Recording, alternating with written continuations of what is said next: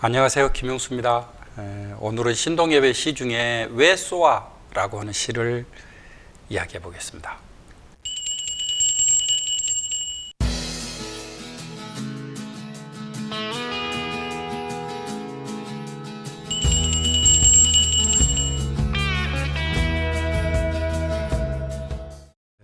먼저 읽을게요. 왜 쏘아? 눈이 오는 날 소녀는 쓰레기통을 뒤졌다. 바람 부는 밤 만삭의 인부는 철조망 곁에 쓰러져 있었다. 그리고 눈이 갠 아침 그 화창하게 맑은 산과 들의 은빛 강산에서 12살짜리 소년들은 어제 신문에서 읽은 동화 얘기를 제잘거리다 저격받았다. 나는 모른다. 그 12살짜리들이 참말로 꽁꽁 얼어붙은 조그만 손으로 자유를 금그은 철조망 끊었는지 안 끊었는지. 나는 모른다. 그 철조망들이 맨발로 된장찌개 말아먹은 소년들에게 목숨을 강요해서까지 필요한 것인지 아닌지는. 다만 나는 안다.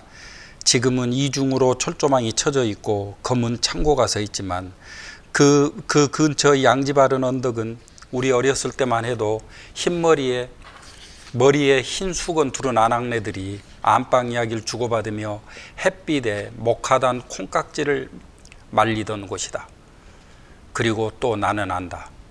지금은 낯선 얼굴들이 얕보는 휘파람으로 왔다 갔다 하지만 그 근처 양지바른 언덕은 우리 어렸을 때만 해도 토끼몰이 하던 아우성으로 씨름놀이 하던 함성으로 밤낮을 모르던 박첨진의 동산이다. 쓰레기통을 뒤져 깡통 꿀꿀이족을 찾아먹는 일, 나도 이따금은 해봤다. 눈사태 속서 총겨냥한 낯선 병정의 호령을 듣고 그 퍽퍽한 눈 속을 깊이 빠지면서 무릎 이겨 기던 그 소년의 마음을 나는 안다. 꿰진 뒤꿈치로 사지 늘어뜨려 국수가닥 깡통을 눈 속에 놓치던 그 마음을 나는 안다. 아기 벤 어머니가 배가 고파 애들을 재워놓고 집을 빠져나와 꿀꿀이죽을 찾으려던 그 마음을, 고요한 새벽 흰 눈이 쌓인 그 벌판에서의 외로운 부인의 마음을 나는 안다. 왜 쏘아? 그들이 서로 철조망이 아니라 그들의 침대 밑까지 기어들어갔었다 해도 그들이 맨손인 이상 총은 못 쏜다. 왜 쏘아? 우리가 서로 쓰레기통이 아니라 그대들의 판자 안방을 침범했었다 해도 우리가 맨손인 이상 총은 못 쏜다. 쏘지 마라. 솔직히 얘기지만 그런 총 쏘라고 박첨진의 기름진 논밭 그리고 이강산의 맑은 우물 그대들에게 빌려준 우리 아니야. 벌 주기도 싫다. 머피 1등병이며 누구며 너희 고향으로 그냥 돌아가 주는 것이 좋겠어. 솔직히 얘기지만 이곳은 우리들이 100년, 500년, 1000년을 살아온 아름다운 땅이다. 솔직히 얘기지만 이곳은 우리들이 1000년, 2000년 울타리 없이도 콧노래 부르며 잘 살아온 아름다운 강산이다. 귀로 듣기만 해도 그냥 알겠죠? 예전에 정태춘의 노래 우리들의 죽음, 그 한 7분짜리 그 눈물 폭탄이 생각납니다. 노래 한 곡 들으면서 또 시 한 편 읽으면서 어떤 것들은 참 피눈물 나는 기억들이 이렇게 스쳐 지나가서 견딜 수 없을 때가 있습니다. 신동엽의 왜 쏘아라고 하는 시가 딱 그런 시인데요. 이 시는 그야말로 이제 소재는 미군들의 만행을 보고 이제 절규한 이제 시죠. 1960년대 초 그때 이제 미군들이 총 쏘아 죽이는 사건이 굉장히 많이 일어났습니다. 미군 부대 주변에서 그런 일 겪은 사람들이 꽤 많죠. 지금 여기 지금 맨 처음 시작할 때 눈이 오는 날 소녀는 쓰레기통을 뒤졌다. 이 눈이 오는 날 쓰레기통을 뒤졌다가 총 맞은 사건도 이제 당시에 실제했던 사건입니다. 두 번째는 바람 부는 밤 만삭의 인부는 철조망 곁에 쓰러져 있었다. 도 실제했던 사건이에요. 시를 쓰게 된 배경, 이제 그건 이제 우선 이제 항의죠. 배고픈 한국인들이 무엇을 훔치기 위해서 미군 부대를 이제 넘었어요. 철조망을 넘는다 할지라도 그들이 맨손인데 거기에다가 이제 실제 그냥 실탄을 가지고 조준 사격을 해서 쏴서 죽이는 그런 일들이 예전에 비일비재했습니다. 아마 제가 인터넷에 찾아보니까 1964년 2월 2일 동두천 미군 부대 주변에서 깡통을 수집하던 임신부가 미군 초병에 총을 맞고 죽었습니다. 아마 이때를 계기로 해서 지금 이제 이 시를 쓴 것 같아요. 사실은 그 무렵에 이런 사건들이 하도 비일비재하게 일어나서, 예를 들어서 그냥 그 같은 날 같은 동네에서 술 취한 미군 3명이 창녀를, 두 딸의 어머니예요. 근데 부대 안으로 유괴해서 강간해서 거의 죽이다시피 이렇게 만들어뒀던 사건이 있습니다. 2월 6일 날 포천에서, 그러니까 지금 그건 방금 제가 이야기한 동두천 사건이고요. 포천에서도 그런 일이 있었어요. 미군 초병이 10대 소년을 사살했습니다. 2명이 철조망을 넘어서 무슨 깡통이라도 이렇게 훔치고 싶어 했을 건데, 한 명은 사살당하고 한 명은 중태에 빠졌어요. 2월 17일 날 파주, 2월 18일 날 송탄, 지금 그 짧은 시간 안에 계속 연이어서 그런 사건이 터져요. 2월 19일 날은 또 동두천에서 또 연이어 터집니다.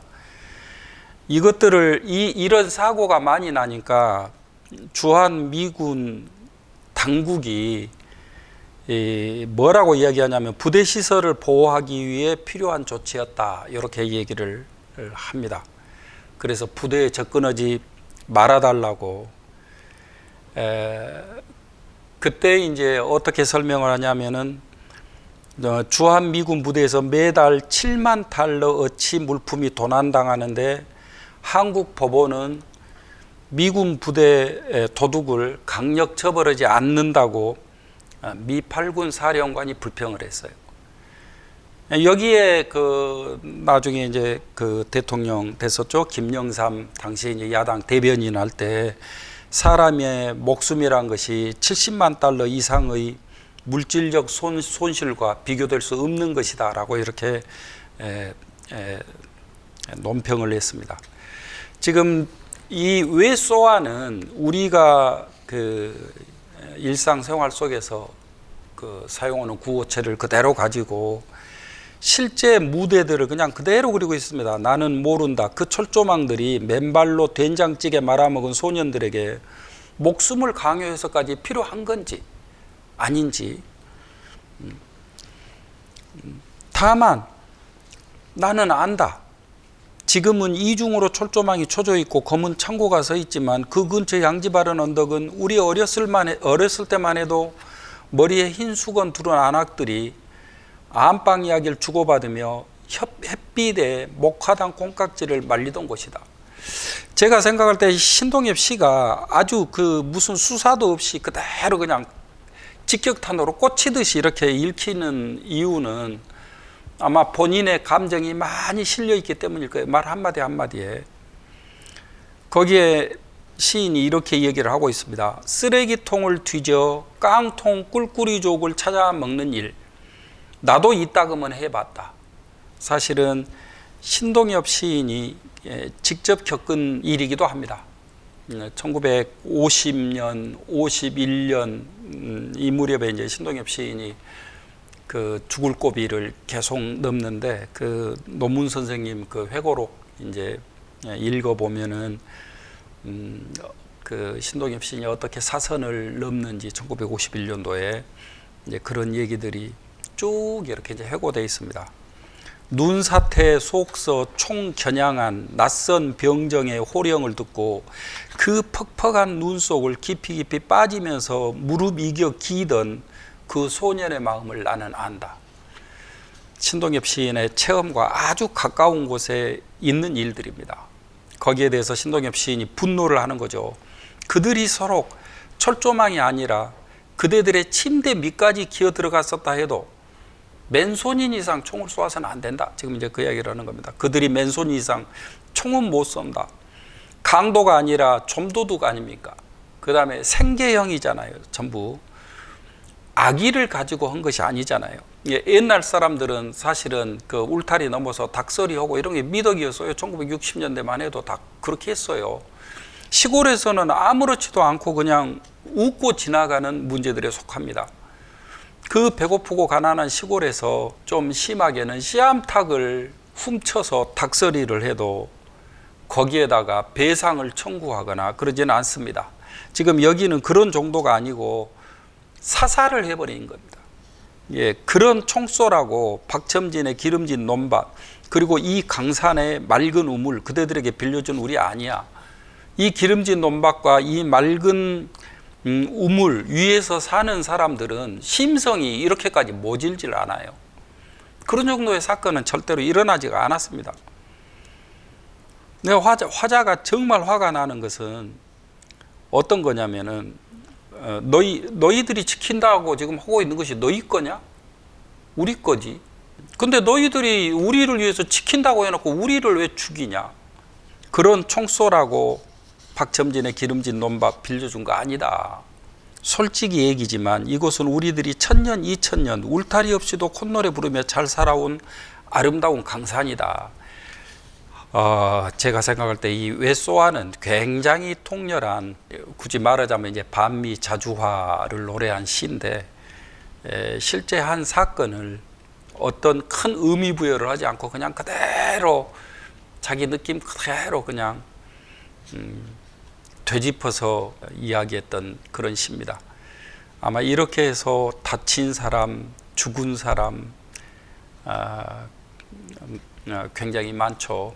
효선이 미순이 2002년도에 저 미군 그 훈련하는 장갑차에 치여서 죽었잖아요. 지금 미군들이 지구 곳곳에 가가지고 이런 범죄들을 많이 저지르고 있습니다. 사실은 이때만큼은 아니지만 지금도 사고들을 잘 쳐요. 이제 이것들을 신동엽 시인이 이것들을 놓고 분노하고 한 거는 그냥 죄, 무력, 폭력 단지 그 한 가지 때문이 아니고 그것들이 그 인간이 사는 세상을 어떻게 파괴시키는지, 그것들 앞에서 거룩함이 어디 있고 신성함이 어디 있는지, 목숨 하나하나가 어떤 것인지 거기에 대한 아주 강렬한 저항감을 아마 못 참고 이렇게 이제 표출해 버린 그런 시가 아닌가 합니다. 이 시를 쓸 무렵에 1960년대 초 중반이죠. 이 시를 쓸 무렵에 우리가 어떤 상황에 처해 있었었는지, 신동엽이 왜 이렇게 화를 크게 낸 건지, 이런 문제는 그 주변 상황을 또 다루고 있는 이제 그런 시가 또 있으니까 그 시 이야기할 때 제가 다시 한번 얘기를 할까 합니다. 이상입니다.